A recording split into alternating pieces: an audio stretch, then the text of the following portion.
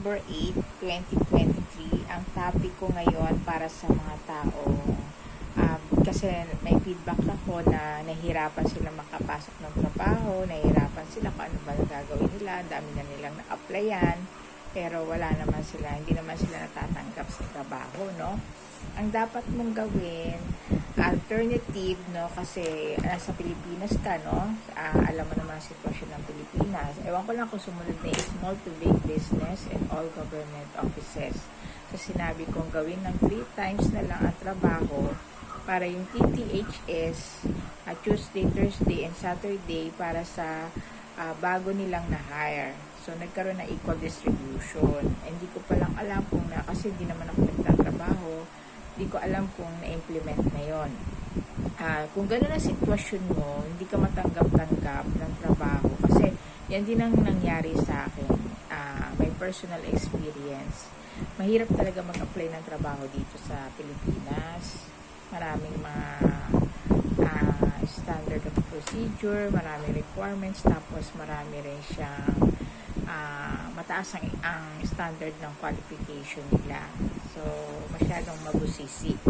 As a personal experience ko rin yan. Hindi ka nag-iisa. Kahit college graduate ka pa, dito sa Pilipinas, napakahirap maghanap ng trabaho talaga. Kaya kung may trabaho, kung kaya mo tiisin dyan, mag-maintain ka dyan. Kung wala, ang alternative mo, talagang hindi ka matanggap-tanggap, tapos tambay ka.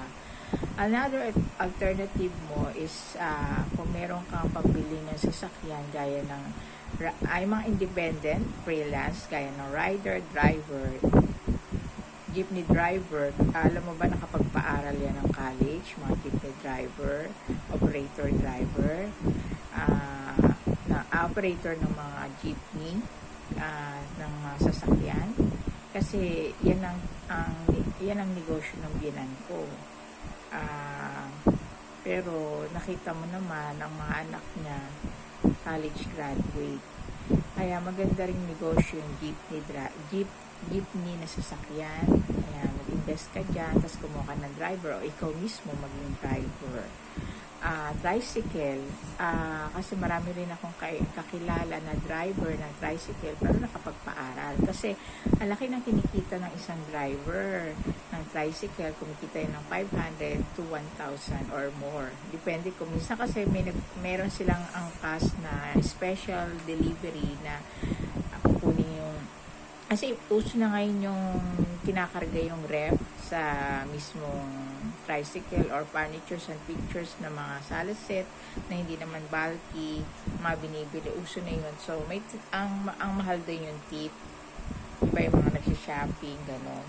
Uso na ngayon yun. Sa tricycle, bumili ka ng tricycle or maghanap ka ng operator ng mga tricycle, jeep, or bus. Pwede kang ano na lang yung may binabayaran mo na lang siya ng boundary ang tawag, or grab, rider, mag-rider ka gaya ng Lalamove, okay, yan. Kaya lang, pag nag-rider ka, kailangan may sarili kang motor. Hindi gaya nung makiano ka na lang kung sinong operator ng mga driver, operator ng bus, magtanong ka dyan kung naghahanap siya ng driver. Kasi malaki rin ang kinikita niya, yung mga yan. Kala mo lang mukhang magbubuti, kung gusto mong yan, ang laki rin ang kinikita niya, magbubuti. Yung mga, kukunin mo yung mga sirang gamit, tapos ilalagay sa, sa junk shop. Kasi personal experience din namin yan. Kami mismo, yung mga pag naglilinis kami, mga nilalagay na, sabi ko nga sa'yo, di ba, 2 washing machine kung sira, 300 ang isa, 600, kumita na ako. Pag naglilinis kami ng mga namin, napuno yung van namin, nabot ng 1,000 plus yun. Pinabayaran kami ng junk shop. Kaya mangolekta ka ng mga sirang gamit. Isa yon sa alternative kung hindi ka talaga matanggap-tanggap. Or tinda-tinda ka. Uso ngayon kasi nga maraming demo, no? Kaya nga ang pararamihin mo, tropang 1, 2, 3, all makulay tropa, ikaw mismo na ikaw ay negosyante, so nasa tropang 1 ka, small to big business, binek, di ba? Monday, Wednesday, Friday, and Sunday, team, TTHS, Tuesday, Thursday, and Saturday, navy blue, para alam ng customer mo at nasa paligid mo, nakasali ka sa pagbabago, kasali ka sa experiment, para ikaw yung bibilhan. Kasi, ibig sabihin, ikaw yung papunta ng new version business owner. Kaya, magtinda-tinda ka dyan ng pansit, banana Q, mais, ano pa ba? Ayun, nilagang mais, kasi demo yan. Lahat ng klaseng mura eh. Lugaw, lumpia, yun pa, demo rin yun. Lumpiang prito, siomay, basta lahat ng kamote Q, banana Q, nilagang kamote, lahat ng klaseng mura. Isipin mo na lang lahat ng palitaw, bilo-bilo. Diyan sa paligid mo, huwag kayong maggaya-gayahan. So, magkaisa kayo. Halimbawa sa kanya, pansit, yung kapitbahay mo, kunyari, sa kanya mga nilagang saging, itlog, ganyan. Nilagang kamote. Pwede yun. Mag-usap-usap kayo. Kasi, pagka naging pare-pareho kayo ng paninda, ang resulta niyan, magbabagsakan lang kayo. Later on, sarado kayo lahat. Kasi experience ko na yan eh. Ako may tindahan ako noon. So, nung dumaming tindahan, pare-pareho na kami nagsara. Sa bandang huli, pare-pareho rin kayo magsasara. Ibig sabihin, kaya tayo hindi umaasenso ang Pilipino kasi naghihilaan pababa. Ginaganon yung isa. Marami namang produkto eh. So, mag-isip ka nang wala siya. Para pareho kayong kikita. Kung kita siya, kikita ka rin. Total pagkain yan, silipin mo yung wala sa kabila. Yun ang ano ko. Kasi ako, sinasuggest ko nga sa all tropang 1, 2, 3 and all makulay tropa, yung tatanggalin nyo sa ugali nyo yung crab mentality, yung hinihila nyo yung tao pababa. Kasi baka dumating ang panahon, babalik din yan sa'yo. Magiging perwisyo siya sa lipunan kapag hindi siya umasenso. Magiging perwisyo siya sa pamilya mo at kamag-anak mo. Kaya huwag kang nangihila ng pababa. Yun. Maraming alternative na pagkakaperahan na paulit-ulit kang magkakapera ng ganun na hindi ka man yayaman pero makakasurvive ka. Yung sinasabi ko, survival of the fittest. Hindi yung kagaya ng iba na networking na ang daming pinapangako sa'yo na mga kayamanan, travel, pera, bahay, sasakyan, nandun ka na agad sa ganung isip. Yung pang-araw-araw lang na makakain ka, napaka-malaking bagay na yun sa Diyos, diba? Yung everyday lang mairaraos mo yung pagkain nyo, pamilya nyo. Thankful na yun eh. Pero yung maghangad ka pa ng iba na kasi kung ibibigay talaga sa'yo ng Diyos yan, kusan niya ibibigay yan nang hindi mo kailangan, hindi mo in-expect na surprise ka. Ganun ang Diyos. Magsimula ka muna sa kaya mo lang, huwag ka mapaghangad ng napakalaki na agad, no? Maganda yung may pangarap ka, pero attainable dapat eh. Doon ka muna sa attainable kasi hindi gaya ng mga, tingnan mo, di ba sa networking, ang kapitbahay mo, at kaibigan mo, kakilala mo, hindi lang niya sinasabi sa'yo, member na rin siya dyan. Kaya lang, cross-line lang kayo. Sa iba siya nagpa-member. Kaya hindi ka rin yayaman, di ba? Kasi ganun nga ang Pilipino, hinihila ka pababa. Hindi ka naman tinutulungan. Kaya nga, para matigil na yan, to all tropang 1, 2, 3 and all makulay tropa na gusto magnegosyo, no? At unahin mong bigyan ng trabaho ang iyong pamilya na piling aping-api, chismosa, walang magawa sa buhay. Puro kapitbahay ang pinagtitripan, gawa ng masama. Yun ang unahin mo. So, kilala mo kasi yung pamilya mo, kaya nga ang monitoring sa bawat pamilya, responsible mo yan, bawat kamag-anak. Kaya nga magsisimula sa'yo. Kung kamag-anak mo yan, walang trabaho, aping-api, alam mo ganun ang sitwasyon, ikaw ang tutulong. Kung kaya mo namang may makaluwag-luwag, ka-LL ka naman, pwede ka mag-business. Or turuan mo siyang mangisda, yun ang tunay na tulong. Or ipasok mo ng trabaho talaga, nasa sayo na yun, no? para sa sarili niya na walang tumutulong sa kanya, yan yung mga alternative na pwede mong gawa ng paraan na paulit-ulit ka magkakapera. Yan, may sa pansit lang magtinda ka ng pansit. Kasi nationwide may demo na tayo ng pansit, no? Kaya wag mong inaano tong aking experiment tungkol sa pagbabago. Kasi kaya dinidemo yung pansit, inihiya yung mga taong naglalagay doon sa okasyon ng panis na pansit. Ako nga twice ko nang na-experience yan, panis na pansit na pinapakain niya. Di ba sabi ko, hindi mo na kailangan pumunta sa okasyon, lahat ng bahay kakain ng pansit.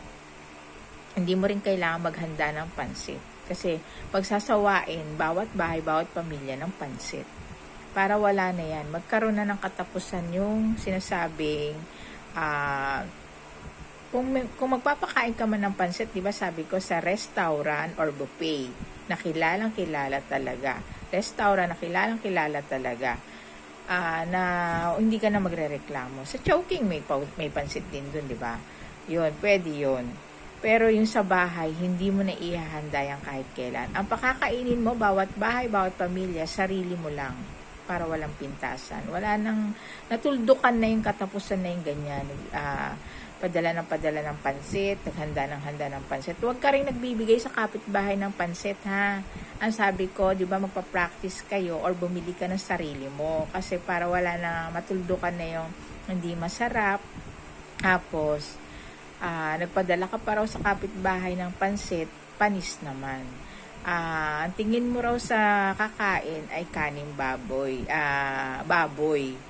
Kasi ang binigay mo kaning baboy. Para matapos na yung ganyang kwento, nagkaroon ng katapusan. So, bawat bahay, bawat pamilya, kahit sa restaurant, i-order mo rin yan, yung pansit. Pinakain mo na sa bahay yung pamilya mo. Sarili mo lang, ikaw, tsaka talagang pamilya mo. Pag sinabi pamilya mo, nanay mo, tatay mo, kung binata at dalaga ka. Kung may asawa ka, asawa mo, at tsaka anak mo. Kung sino talaga yung daily mo lang kasama, yun lang, no? Tsaka hindi mo rin sila papakainin ng hindi masarap na pansit. Pagsasawain mo nga sila ng masarap na pansit Kaya nga mag-demo, yan ay pwede mo itinda, ilatag mo daily pansit na masarap. Kasi meron kaming nabila na nakaraan, hindi masarap na pansit. Hindi ba tinitikman yan? Wag kang nagtitinda diyan ng hindi masarap ang pansit mo. Mas pasarapin mo. Bawat lugar, bawat ilatag niyo yung pansit na yan. Yan, kikita ka dyan na paulit-ulit na makakasurvive ka, nakakalibre ka pa ng pagkain na hindi mo na kailangan mag-apply sa iba. Huwag mo nang pilitin kung ayaw sa'yo, di ba? Kasi this is my personal experience din College graduate din naman ako, di ba? With masteral pa ako ng mga ilang units. Pero dahil sa sobrang komplikado dito sa Pilipinas, experience ko rin yan. Huwag mo nang pilitin, to all college graduate, huwag mo nang pilitin ang sarili mo na pilitin ang sarili mo sa iba. Maraming diskarte ka na lang ng sarili mo. Yun ang gawin mo. Na pwede kang kumita na paulit-ulit. Yun, isa yun sa mga sinasabi ko, maging drive kung lalaki ka. Or skilled work. Ang talaga ngayon, mga skilled work. Independent skilled work, kagaya ng karpintero, mason, welder. Ang lalaki ng sahod niya na talo pa ang nasa abroad. Kasi pagka nakikita ko sa payroll nila every week, ang laki ng sinasahod niyan. Lalo na pag nakakaroon sila ng kontrata, ang laki ng sahod niyan. Pwedeng kumita yan ng 1 linggo, 20 mil lang. Kanila yun. Labor lang yun. Kaya nga, to all na lalaki, mag-aral ka ng skilled work. Huwag chismis. Huwag yung buhay ng ibang inuungkat mo, pinag-aaralan mo, minimemorize mo pa ng gusto. Ang i-memorize mo, pagalingin mo yung sarili mo sa skilled. Kung babae ka naman, maraming skilled din. Manicure, pedicure, di ba? May issue sa tungkol sa losyang. So, pag-aralan mo, makeup artist, pag-ayos ng buhok, ano pa ba, yung reban, saka yung spa massage. Huwag yung puro chismis. Alam mo yung kwento ng buhay ng ibang tao kahit hindi mo naman siya kilala. Pero, yung skill, bobo ka. Wala kang alam kahit man lang magsaing daw, di ba? Feedback yan, no? Hindi ko sinasabing ganun ka. Kasi naka-all tayo. Iba-ibang klaseng tao. So, kung maganda ang buhay mo, very good. Mas malalo ka mag-demo para mainggit sila sa'yo, no? Ang iniinggit mo, yung magandang buhay mo, hindi yung material na bagay. Kasi maraming magandang sasakyan, magandang bahay, pero ang ugali niya naiwan. Mahilig pa rin magpalibre, namimilit magpalibre sa iba. Huwag niyong gagawin yun. Huwag niyong gagayahin yun. Kasi, hindi nyo alam ang sitwasyon ng taong kinakausap mo. Unless kusa kang libre. Pero yung mahilig ka magparinig, mahilig ka mamilit, masama yun. Okay? Kaya nga ang demo lang natin, nakita mo, puro mga mura lang. Very affordable. Kaya nga sabi ko, para sa mga nagre-reklamo sa'yo, talagang walang-wala kang pera, pwede mo naman yung pakainin din ng kanin lang, tapos nilagang kamote ng dahon. Kasi personally ko ng experience yan, isang jeep kami, di ba? Personally, kaya pwede mo pakainin niya ng ganon. Yung buong pamilya mo, buong kamag-anak mo, isang malaking kaldero, dahon ng, dahon ng kamote lang yun, challenging, kala niya kung ano yun, na-surprise siya, tapos yun lang pala ilalatag mo, tapos may masarap ka lang na bagoong. Murang-mura, kahit ilang batalyon yan, kahit ilang jeep yung nandyan na sa bahay mo, baka matawa siya. Hindi ko lang alam kung, kasi kami, personal experience namin, tahimik lang kami, tapos nasarapan pa kami sa pagkain. Hanggang ngayon, gustong-gusto ko ngayon yun, na-boost mo pa yung immune system ng mga bisita mo. Kasi masustansya yun, yung dahon ng kamote na nilagat, drainain. Wala nang iba, wala nang prito, wala na lahat. This is my personal experience na puntahan namin. Yung bisita. Pwede mo ring gayahin yun. Kesa para matapos, matuldukan na yung pagre-reklamo sa'yo na pinipilit kang manglibre, pero wala ka namang panglibre. Wala ka namang pera. Kaya nga to, all tropang 1, 2, 3 and all makulay tropa, yan ang tatanggalin nyo sa ugali ninyo. Yung namimwersa kayo, mahilig kayo magparamdam, magpalibre, unless binigyan kang kusa. Ibig sabihin kasi, pag binigyan kang kusa, self-motivated yun, ready yung tao. Kesa yung namimilit ka, na hindi ka naman binibigyan o ayaw ka naman bigyan or galit sa'yo, di ba?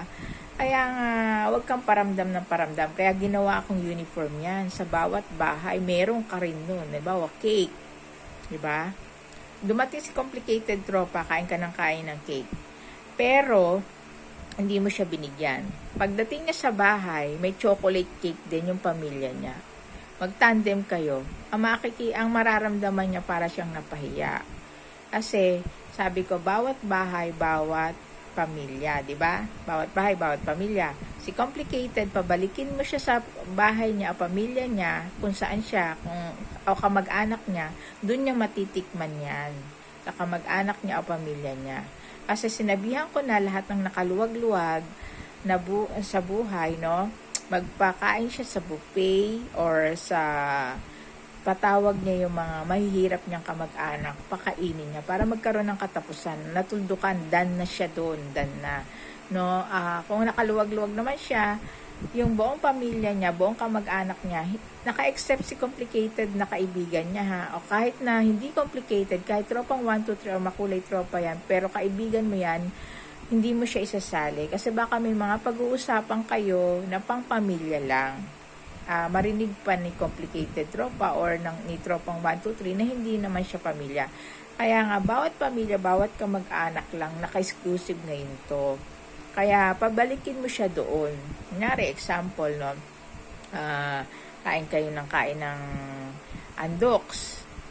Kung biglang bumisita, pero hindi mo siya binigyan. Yung complicated tropa, pagka tropang 1, 2, 3 or makulay tropa, pwede mo siyang bigyan, di ba? Kung gusto mo. Pero pag complicated tropa, wag mo siyang bigyan kasi nga pinababalik nga natin, pinupush natin siyang bumalik sa sarili niyang pamilya at sa sarili niyang kamag-anak. Kasi nga, nandun yung patikim benefits, inaantay siya. Okay? At yun din ang bibigyan niya. Nag-e-expect sa kanya ang kamag-anak niya at saka pamilya niya.